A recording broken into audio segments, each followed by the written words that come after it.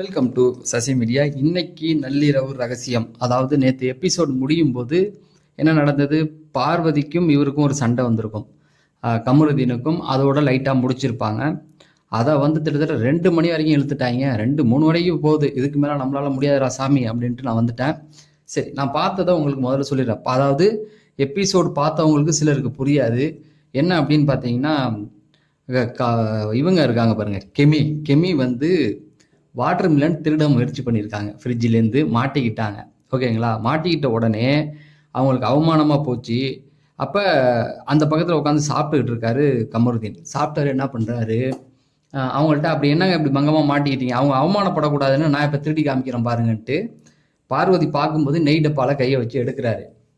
யார்? பார்வதி தானே. அவங்க நம்மளை எதுவும் சொல்ல மாட்டாங்களே, பாரு தானே, நம்ம பாரு தானே அப்படின்னு எடுத்த உடனே பார்வதி என்னடா நெய் திருடுற அப்படின்னு கேட்டாங்க.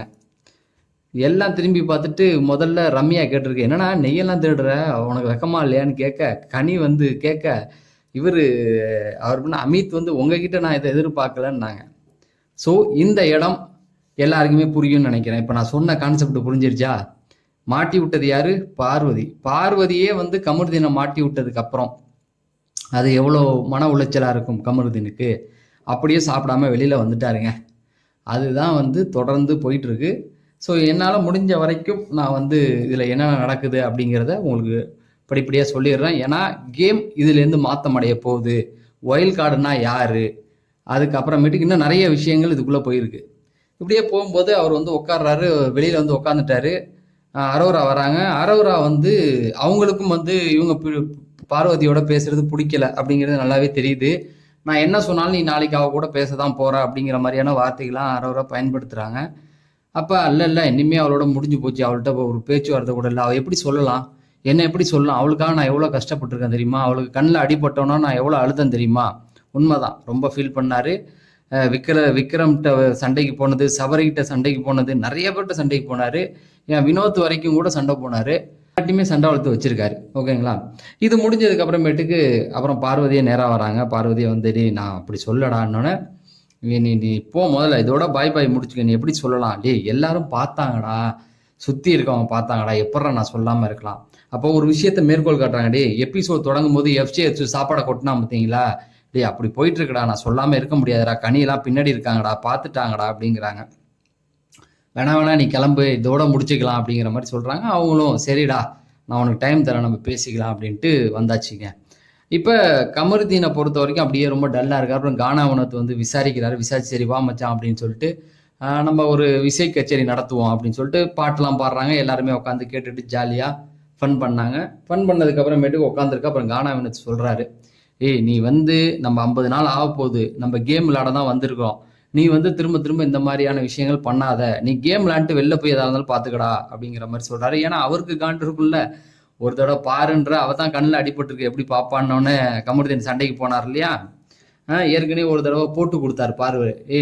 பார்வதிக்காக தாண்டா நீ கேஸ் வாங்கிட்டு இருக்க, நீ தனியாக இருந்தால் உனக்கு பிரச்சனை இல்லைன்னு வேற கானாவினத்து சொல்ல, அதை கானாவினத்து போய் பார்வதிகிட்ட சொல்ல, அது ஒரு சண்டை வந்தது. இந்த 2 பிரச்சனையும் பார்வதியால் பாதிக்கப்பட்டனால அவரு அவரால் முடிஞ்சதை சொன்னார். ஓகேங்களா? இதுக்கப்புறம் தான் ஒயில் கார்டோடைய கேமுக்கு ஆரம்பிச்சது. ஒயில் கார்டு யாரு, லைவ் பார்த்தவங்களுக்கு தெரியும். ஒயில் கார்டெல்லாம் என்ன பண்ணாங்க, அதாவது சாண்ட்ரா, அவருடைய கணவர் பிரஜன், திவ்யா, அதுக்கப்புறமேட்டுக்கு யாரு, இவங்க 3 பேர் தான் பார்வதிக்கு கண்ணில் அடிபட்டிருக்கப்ப அந்த கேப்டன்சி டாஸ்க் முடிஞ்ச உடனேயே போயிட்டு பார்வதிட்ட, இது குரூப் ஈசத்தினால தான் சபரி ஜெயிச்சாரு, அவங்கள தூக்கணும்னா நம்ம டீமா சேரணும்னு சொன்னாங்களா. எல்லாரும் இதை ஒத்துக்குவீங்களா? இன்னைக்கு லைவ்ல, அதான் அன்னைக்கு லைவ்ல அது நடந்தது, திங்கக்கிழமைன்னு நினைக்கிறேன். ரைட், திங்கக்கிழமை நடந்தது.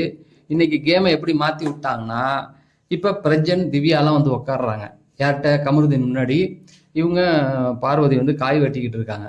அப்போ இவர் சொல்கிறாரு பிரஜன், அவ உன்னை கவுத்து விட தான் பிளான் பண்ணுறாடா, மற்றபடி ஒன்றும் இல்லை, உன்னை யூஸ் பண்ணுறான்ட்டாரு.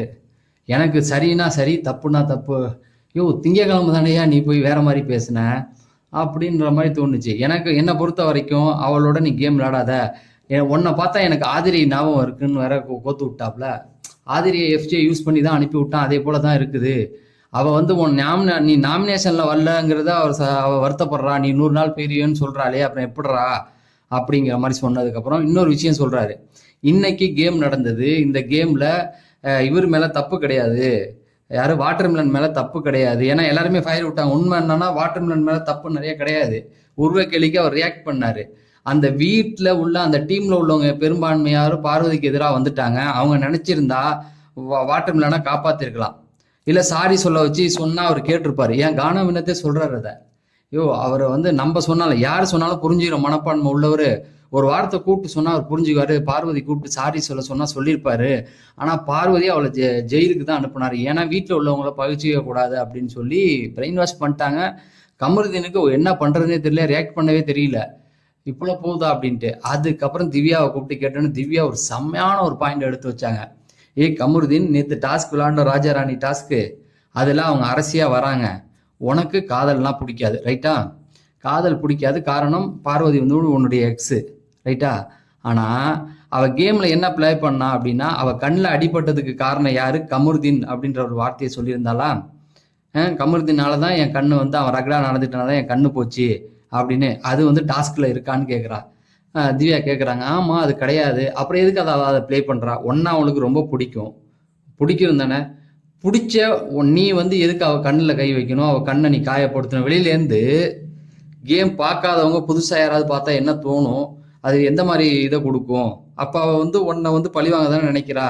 கேம் முடிஞ்சதுக்கப்புறம் போய் பார்வதியையும் கமருதீனையும் வச்சுட்டு திவ்யா கேட்டிருக்காங்க, நீ இப்போ இந்த கண்ணை வச்சு பண்ணியா, அது வந்து கேமாக ப்ளே பண்ணியா இல்லை சும்மா பண்ணியானா? இல்லை நான் கேமாக தான் ப்ளே பண்ணேன்னு வேற சொல்லியிருக்காங்க. அப்போ அவள் உன்னை வச்சு கேம் விளாடுறா அப்படிங்கிற மாதிரி கழுவி விட்டுக்கிட்டு இருக்காங்க. என்னால் தாங்கிக்கவே முடியல. ஏன்னா வைல்ட் கார்டு எல்லாருமே முதுகுல குத்தி கேம் விளாடணும்னு முடிவு பண்ணிட்டாங்க, ரைட்டுங்களா? இப்போ கமருதீன்ட்டு அவங்க சொன்ன உண்மைகள் எல்லாமே உண்மைதான். எனக்கும் அதெல்லாம் இருந்தது தான். பார்வதி பண்ணுறது எல்லாமே வந்து மோசமான ஒரு டேட்டி கேம் தான். ஆனால் அவங்க கூட நீங்கள் கூட்டணி வச்சிங்களே எதுக்குங்கிறது தான் எனக்கு தோணுது.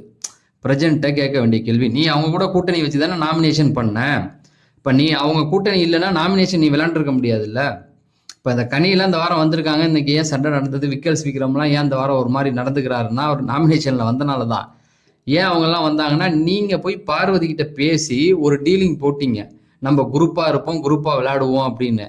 இப்போ என்னன்னா அவங்க வந்து இப்போ பார்வதியை பிரிக்கணும், பார்வதி எதிர்த்தா. நான் தான் சொன்னேன்ல, நான் 2 நாளைக்கு முன்னாடியே இந்த வீடியோவில் சொல்லிட்டேன், மண்டே வீடியோவிலேயே இதை சொல்லிட்டேன். அவங்க வைல்ட் கார்டோடைய பிரச்சனை இருக்குன்னு சேண்ட்ரா இவங்களுடைய பிளான் என்னன்னா, பார்வதியை தனியாக எதிர்க்க முடியாது, ஒரு கூட்டமாக வச்சு அவங்கள எதுக்கணும். இல்லைன்னா ஃப்ரெண்ட்ஷிப் ஆகி அவங்களுடைய கிரெடிட் எல்லாம் நம்ம எடுத்துக்கிட்டு அவங்கள கடைசியில் முடிச்சிடலாம் அப்படிங்கிறது தான். இப்போ என்ன சொல்கிறாங்க அப்படின்னா, அரோராவே சொன்னாங்க, நீ அவளை விட்டு பிரிஞ்சின்னா அவள் வந்து உன் பர்சனல்லாம் வெளியில் சொல்லிடுவா நீங்கள் பேசினதெல்லாம் அப்படின்னு. அதுக்கு இவர் சொல்கிறாரு, கமருதீனே, அவள் சொன்னால் சொல்லிட்டு போட்டான், அவளுக்கு தான் அவமானம், எனக்கு ஒன்றும் இல்லை, நான் தொடச்சி விட்டு போயிடும், அவளால் வெளியில் தலை காட்ட முடியாதுன்னு. வெளியில் தலை காட்ட முடியாதா? அப்போ உள்ள அப்படி என்னடா நடந்தது? நான் அதான் சொல்கிறேன், நம்ம எலிச்சவாயனுங்கன்றது நல்லாவே தெரிஞ்சு வச்சுருக்காங்க. ஸ்மோக்கிங் ரூம்லலாம் கேமரா இல்லை, அதை தான் அவன் சொல்கிறான். வெளியில் சொல்ல முடியாத விஷயங்கள்லாம் நடந்திருக்கான். அதை வந்து அதை சொன்னால் அவளுக்கு தான் அசிங்கங்கிறாரு கமருதீன். சரி, இப்போ என்ன ஆச்சு அப்படின்னா, வாட்டர்மெலன் வந்து திவ்யா கிட்ட புலம்பியிருக்காராம். பாருங்க, அவள் வந்து அவளுடைய சுயமுகத்தை இன்னைக்கு தான் நான் புரிஞ்சுக்கிட்டேன். அவள் நினச்சிருந்தா எனக்கு இன்னைக்கு கேமில் சப்போர்ட் பண்ணியிருக்கலாம். அவளும் வந்து என்னை உருவ கேள்வி பண்ணும்போது சிரிச்சா.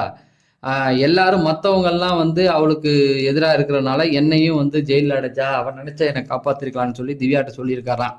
ஸோ இவங்க என்ன பண்ணுறாங்கன்னா, பார்வதியை தனியாக கேம் ஆட விளாடுறாங்க. இந்த பக்கம் கமருதீனை பிரிக்கணும், அந்த பக்கமேட்டுக்கு வாட்டர்மெலனை பிரிச்சுட்டா அவன் தனியாக தானே கேம் விளாடணும் அப்படிங்கிற ஒரு மெத்தடை வந்து ஃபாலோ பண்ணுறாங்க.